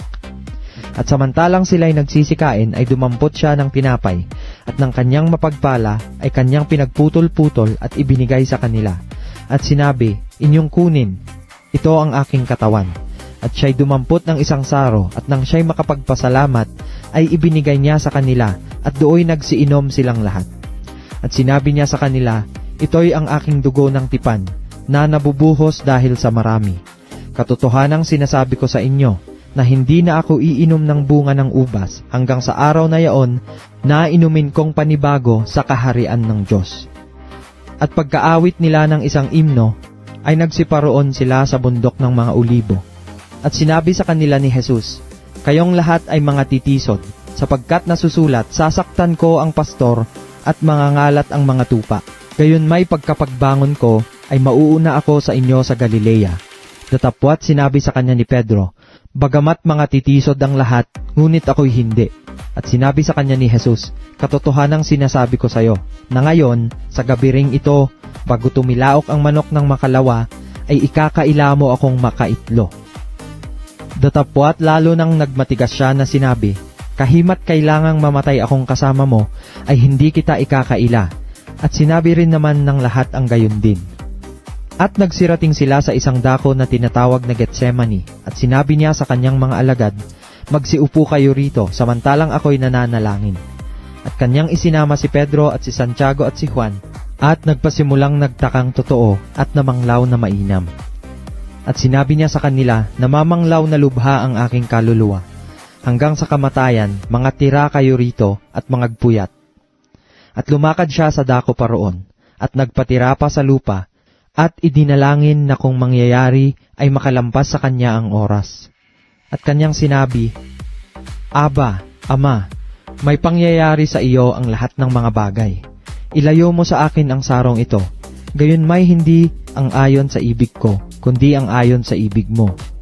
At siya'y lumapit at naratnang sila'y nangatutulog at sinabi kay Pedro, Simon, natutulog ka baga? Hindi ka makapagpuyat ng isang oras? Kayo'y mangagpuyat at magsipanalangin upang huwag kayong magsipasok sa tukso. Ang espiritu sa katotohanan ay may ibig, datapwat mahina ang laman. At muli siyang umalis at nanalangin na sinabi ang gayon ding mga salita. At muli siyang nagbalik at naratnang sila'y nangatutulog sapagkat nangabibigatang totoo ang kanilang mga mata at wala silang maalamang sa kanya'y isagot. At lumapit siyang bilang ikatlo at sinabi sa kanila, mga tulog na kayo at mangagpahinga. Sukat na, dumating na ang oras. Narito, ang anak ng tao ay ipagkakanulo sa mga kamay ng mga makasalanan. Magsitindig kayo, hayo na tayo. Narito, malapit na ang nagkakanulo sa akin. At pagdaka, samantalang nagsasalita pa siya, ay dumating si Judas, na isa sa 12. At kasama niya ang isang karamihang may mga tabak at mga panghampas, na mula sa mga pangulong saserdote at sa mga eskriba at sa matatanda. Ang nagkanulo nga sa kanya ay nagbigay sa kanila ng isang hudyat, na sinasabi, ang aking hagkan ay yaon nga, hulihin ninyo siya at dalhin ninyo siyang maingat. At nang dumating siya, pagdakay lumapit siya sa kanya at nagsabi, Rabay, at siya'y hinagkan. At siya'y sinunggaban nila at siya'y kanilang dinakip. Datapwat, isa sa nangaroon ay nagbunot ng kanyang tabak at sinugatan ng alipin ng dakilang saserdote at tinigpas ang kanyang tainga. At sumagot si Jesus at sinabi sa kanila, kayo bagay nagsilabas na parang laban sa isang tulisan na may mga tabak at mga panghampas upang dakpin ako? Araw-araw ay kasama ninyo ako sa templo na nagtuturo at hindi ninyo ako hinuli. Ngunit nangyari ito upang matupad ang mga kasulatan. At iniwan siya ng lahat at nagsitakas. At sinundan siya ng isang binata na nababalot ng isang kumot ang katawan niyang hubot-hubad at hinawakan nila siya. Datapwat kanyang binitiwan ang kumot at tumakas na hubot-hubad. At dinala nila si Jesus sa dakilang saserdote at nangagpipisan sa kanya ang lahat ng mga pangulong saserdote at ang matatanda at ang mga eskriba. At si Pedro ay sumunod sa kanya sa malayo, hanggang sa loob ng looban ng dakilang saserdote, at nakiumpok siya sa mga punong kawal at nagpapainit sa ningas ng apoy. Ang mga pangulong saserdote nga at ang buong Sanhedrin ay nagsisihanap ng patotoo laban kay Jesus upang siya'y ipapatay at hindi nangasumpungan, sapagkat marami ang nagsisaksi ng kasinungalingan laban sa kanya, at ang kanilang mga patotoo ay hindi nangagkatugma. At nagsipagtindig ang ilan at nagsisaksi ng kasinungalingan laban sa kanya na sinasabi, "Narinig naming sinabi niya, aking igigiba ang templong ito na gawa ng mga kamay at sa loob ng 3 araw ay itatayo ko ang ibang hindi gawa ng mga kamay." At kahit sa papagayon man ay hindi rin nangagkatugma ang patotoo nila. At nagtindig sa gitna ang dakilang saserdote at tinanong si Jesus na sinabi, "Hindi ka sumasagot ng anuman. Ano ang sinasaksihan ng mga ito laban sayo?" Datapwat siya'y hindi umiimik at walang isinagot. Tinanong siyang muli ng dakilang saserdote at sinabi sa kanya, "Ikaw baga ang Kristo, ang anak ng mapalad?" At sinabi ni Jesus, "Ako nga. At makikita ninyo ang anak ng tao na nakaupo sa kanan ng makapangyarihan at pumaparito na nasa mga alapaap ng langit." At hinapak ng dakilang saserdote ang kanyang mga damit at nagsabi, "Ano pang kailangan natin ng mga saksi? Narinig ninyo ang kapusungan. Ano sa akala ninyo?" At hinatulan nilang lahat na siya'y dapat mamatay. At pinasimulang luraan siya ng ilan at tinakpan ang kanyang mukha. At siya'y pinagsusuntok at sa kanya'y kanilang sinabi, "Hulaan mo." At siya'y pinagsusuntok ng mga punong kawal. At samantalang nasa ibaba si Pedro sa looban ay lumapit ang isa sa mga alilang babae ng dakilang saserdote. At pagkakita niya kay Pedro na nagpapainit ay tinitigan niya siya at sinabi, "Ikaw man ay kasama rin ng Nazareno na si Jesus." Datapwat siya'y kumaila na sinasabi, "Hindi ko nalalaman ni nauunawa man ang sinasabi mo." At lumabas siya sa portiko at tumilaok ang manok. At nakita siya ng alilang babae at nagpasimulang magsabing muli sa nangaroroon, ito ay isa sa kanila. Datapwat muling ikinaila niya at hindi nalaon at ang nangaroroon ay nangagsabing muli kay Pedro, "Sa katotohanan ikaw ay isa sa kanila sapagkat ikaw ay Galileo." Datapwat siya'y nagpasimulang manungayaw at manumpa, "Hindi ko nakikilala ang taong ito na inyong sinasabi." At pagdaka, bilang pangalaway tumilaok ang manok. At naaalaala ni Pedro ang salitang sinabi ni Jesus sa kanya, "Bago tumilaok ang manok ng makalawa, ay ikakaila mo akong makaitlo." Nang maisip niya ito, ay tumangis siya. 15 kabanata. At pagdaka, pagkaumaga ay nangagsang usapan ang mga pangulong saserdote, pati ng matatanda at mga eskriba, at ang buong Sanedrin, at ginapos si Jesus, at inilabas siya at ibinigay siya kay Pilato. At itinanong sa kanya ni Pilato, "Ikaw baga ang hari ng mga Hudyo?" At pagsagot niya ay sinabi sa kanya, "Ikaw ang nagsasabi." At isinakdal siya sa maraming bagay ng mga pangulong saserdote. At muling tinanong siya ni Pilato na sinasabi, "Hindi ka sumasagot ng anuman. Tingnan mo kung gaano karaming bagay ang kanilang isinasakdal laban sayo." Datapwat si Jesus ay hindi na sumagot ng anuman, anupat nang gilalas si Pilato. Sa kapistahan nga ay pinagkaugalian niya na pawalan sa kanila ang isang bilanggo na kanilang hingin sa kanya. At mayroong isa na kung tawagin ay Barabas, na nangagapos na kasama ng nangaghimagsik, mga taong nagsipatay ng mga tao sa panghihimagsik. At nagsipanhik ang karamihan at nangagpasimulang hingin sa kanya na sa kanila'y gawin ang gaya ng sa kanila'y laging ginagawa. At sinagot sila ni Pilato na sinasabi, "Ibig baga ninyo na pawalan ko sa inyo ang hari ng mga Hudyo?" Sapagkat natatalastas niya na sa kapanighilyan ay ibinigay siya ng mga pangulong saserdote. Datapwat inudyukan ng mga pangulong saserdote ang karamihan na si Barabas na muna ang siya nilang pawalan sa kanila. At sumagot na muli si Pilato at sa kanila'y sinabi, "Ano nga ang aking gagawin sa inyong tinatawag na hari ng mga Hudyo?" At sila'y muling nagsigawan, "Ipako siya sa krus." At sinabi sa kanila ni Pilato, "Bakit? Anong masama ang kanyang ginawa?" Datapwat sila'y lalong nagsigawan, "Ipako siya sa krus." At sa pagkaibig ni Pilato na magbigay loob sa karamihan, ay pinawalan sa kanila si Barabas, at ibinigay si Jesus pagkatapos na siya'y mahampas niya, upang siya'y ipako sa krus. At dinala siya ng mga kawal sa looban, na siyang pretoryo, at kanilang tinipon ang buong pulutong. At siya'y kanilang dinamtan ng kulay ube, at nang makapagkama-kama ng isang putong na tinik, ay ipinutong nila sa kanya. At nagpasimula silang siya'y batiin, "Aba, hari ng mga Hudyo," at sinaktan nila ang kanyang ulo ng isang tambo, at siya'y niluluraan, at pagkaluhod nila, siya'y sinamba. At nang siya'y kanilang malibak na, ay inalis nila sa kanya ang kulay ube, at isinuot sa kanya ang kanyang mga damit. At siya'y kanilang inilabas upang ipako siya sa krus. At kanilang pinilit ang isang nagdaraan, si Simon na taga Cirene, na ama ni Alejandro at ni Rufo, na nanggagaling sa bukid upang sumama sa kanila upang pasanin niya ang kanyang krus. Siya'y kanilang dinala sa dako ng Golgota, na kung liliwanagin ay ang dako ng bungo, at siya'y dinulutan nila ng alak na hinaluan ng mira, na tapwat hindi niya tinanggap. At siya'y kanilang ipinako sa krus at kanilang pinaghati-hatian ang kanyang mga damit, na kanilang pinagsapalaran kung alin ang dadalhin ng bawat isa. At ikatlo na ang oras at siya'y kanilang ipinako sa krus. At ang pamagat ng pagkasakdal sa kanya ay isinulat sa ulunan, ang hari ng mga Hudyo. At ipinako sa krus na kasama niya ang 2 tulisan, isa sa kanyang kanan at isa sa kanyang kaliwa.